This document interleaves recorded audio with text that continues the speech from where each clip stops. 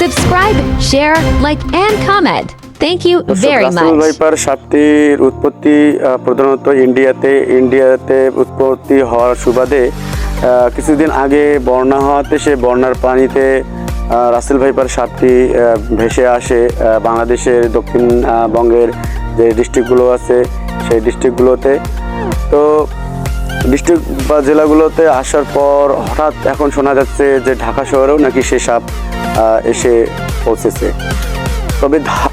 তবে সবচেয়ে আশ্চর্যের কথা হলো যে ঢাকার পরে উত্তরবঙ্গ তথা রংপুর জেলার তিস্তা নদীতেও এই রাসেল ভাইপার সাপটিকে পাওয়া গেছে। তো উত্তরবঙ্গ শহর রংপুরের যে 8টি জেলা আছে সেই 8টি জেলার মানুষ অত্যন্ত ভীত হয়ে পড়েছে।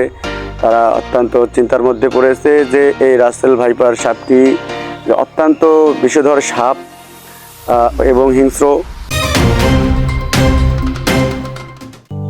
বলার অপেক্ষা নাই। আর সে কারণে যদি এই সাপটি সাধারণত যদি কখনো কাউকে সবল মারে, সে কারণে মানুষের একটা মনে ভীতি। তো দর্শক, আর একটা ভীতির কারণ হচ্ছে যে উত্তরবঙ্গের মানুষ হচ্ছে সাধারণত কর্মজীবী লোক। তারা মাঠে খেতে সবসময় কাজ করে, অনেকে ঘাস কাটতে যেতে ভয় পাচ্ছে গরুর জন্য। তারপর হলো খেতে ধান কাটতে, তারপর এখানে ওখানে হাঁটাহাঁটি চলাফেরা কাজকর্ম, প্রত্যেকটা ক্ষেত্রেই তারা ভয়ে আছে যে কখন এই সাপ কোথা থেকে আসে এবং কিভাবে দংশন করে এবং কিভাবে কার জীবন কেড়ে নেয়। তো উত্তরবঙ্গের লোক হঠাৎ করে শেষের দিকে এসে অত্যন্ত ভীতগ্রস্ততার মধ্যে পড়েছে, যা তাদের দৈনন্দিন কাজকর্মের মধ্যে সমস্যা হয়ে পড়েছে। তিস্তা নদীতে এই রাসেল ভাইপার সাপটি পাওয়াতে মানুষের মনে ভীতির সৃষ্টি হয়েছে